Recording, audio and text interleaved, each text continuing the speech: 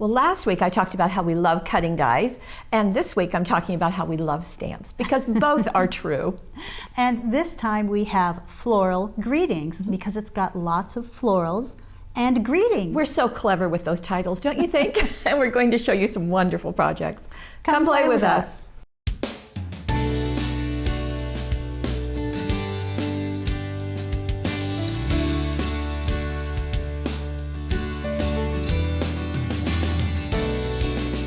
And here are the 18 Floral Greetings silicone stamps. Oh, so pretty. They are so beautiful, and I love that you're getting lots of different greetings in this beautiful script. It's just gorgeous.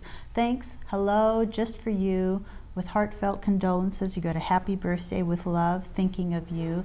And all of those florals are really shaded looking. I think we almost called them shadow greetings because they've got this real dimension to them. And then as you were spanning this, also things like this swirl, which really comes in handy, and we'll show you right now. Now this is a card that's on the back of the package, and it really just exemplifies what you can do with it. What you can do with it. I mean, yes, you've got that beautiful rose spray here, and then colored in with just watercolor pencils. You can blend that a little bit with a wet brush, and what a beautiful look. Isn't that pretty? And there is that swirl going down the fold of the card. So making a nice border with the swirl. But also peeking in right here. And then there's the greeting that you were talking about. Got your greetings right there ready to go. Oh, so I love pretty. how this is, the focal is actually surrounded with the black thin lines dazzle, so you've got a nice a little border around that, and so then that's beautiful. You did see a little bit of shine with the pink jewel dazzles, so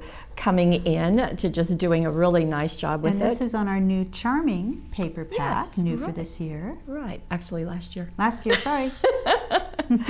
Okay, so there we have a vertical card. Now let's bring it into a horizontal. Isn't and that look at beautiful? That. Yes. Now, what you're seeing here is something, you don't see this entire stamp all in one stamp on your stamp set. These are using several different stamps. This is a Teresa card, actually. And let me show you. Okay, so we're going to have this rose, so focus on that for a second, and that flourish, and these daisies. So, and even more than that, there's actually another rose that was used. Is there? Okay. And I'll show you how that was done. Okay. So Teresa started with white cardstock, just like this.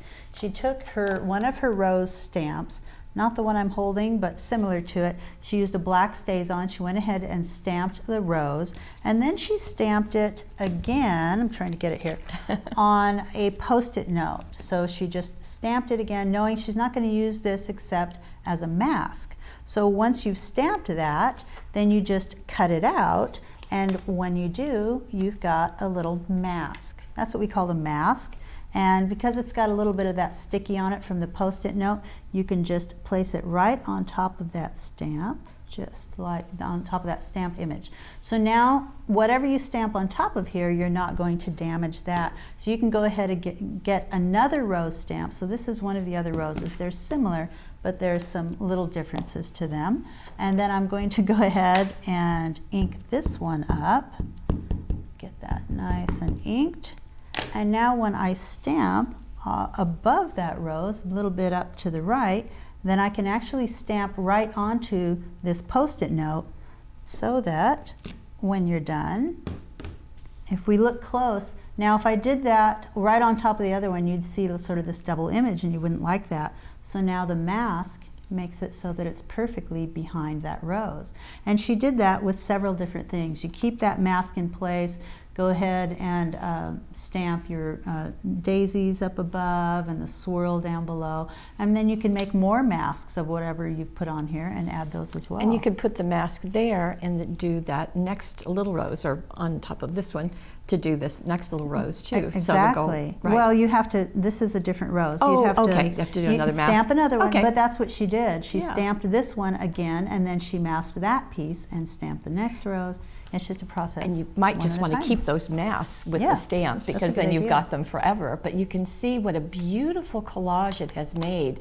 And Teresa also used a little label right here, and she used the tiny tags and little labels cutting die for that. There's also the template that we showed you last week. Right. But this is the cutting die, and the Thinking of You just fits perfectly. So did we already right there. mention watercolor pencils? We were did used not. Okay, so that's how they were colored. This was either watercolor pencils or, actually I think they were the blendable pencils. So you just, which is the same process, color that in, use a little bit of water and blend them. And even in the background, you can add a little bit of water to that pencil and you can create a wash to go in the back. Now, we did briefly show you this card on the week of Webisodes, the beginning of the year, but just really wanted to bring it back. And you can see Teresa's ribbon treatment, just looping that behind. And then on the inside, another of the groupings of just bringing those flowers, and another of the cutting die with heartfelt condolences. So very, very pretty. So it's a fun way, masking is a fun way of creating some depth and adding more stamps closely together. Actually, I don't think we did show this card, did we? No, I don't think we did. We pulled it out for this webisode. Just for this one, yeah. So we did have some of the black jewel dazzles just in the center. Just and a of course, tiny little sparkle helps. That's we get all of those sizes, so that works out nicely. Okay, and another project that's on the package is this, and I love the classic look of it. I just think that's gorgeous. It's just very simply done, and this is done with the 10 tags and trims cutting dies. So you've got that nice tag there, and then you can, and then you can mat it on a little bit of red and then on a little bit of black cardstock. And it's such a classic look for just a very simple gift tag. Easy to create and just emboss. That's great to have on hand. Yeah, black embossing powder, and that's it.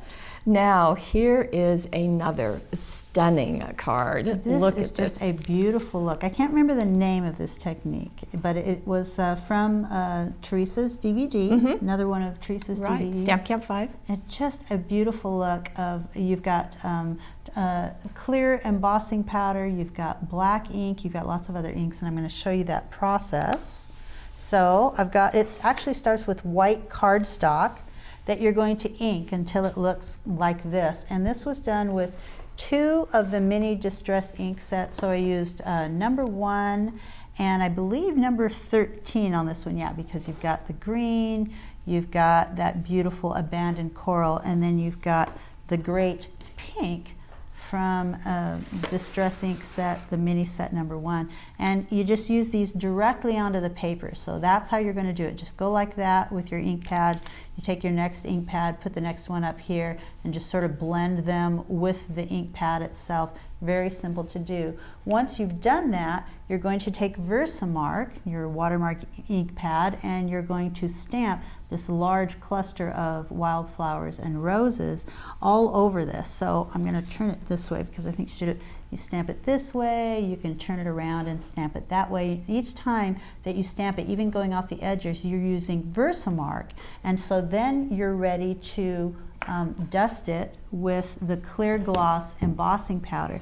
Now, Teresa said to make sure that this piece is totally dry before you use it, and to go ahead and swipe it with the perfect printing pouch as well, because that'll make it so that this doesn't... Do that before you stamp it. Before you stamp it, so that this won't get everywhere. It'll only get on those images that you stamped. Once you do that, you shake off the excess, you dry it with a heat gun, and then you have this piece. So Which that still doesn't look like the card. Doesn't look like much yet. That is the clear embossing powder. But what that does is going to make it so that you can see all those colors. It seals it. When you do the next step. It's taking black distress ink. So this is black soot, and you're going to take it directly from the pad and just start rubbing it over the cardstock until it's completely covered. Wow. And you see me doing it in circles, and I'm sort of switching to make sure that I get really good coverage. I want to get the entire background there, getting it all over. And I would do this over the entire piece, but before it dries, you do want to wipe it off with a paper towel. Like amazing. So. It is. I'm going to keep getting a new area of that paper towel. Just kind of keep wiping. Now it looks like the card. Now it's starting to look like the card.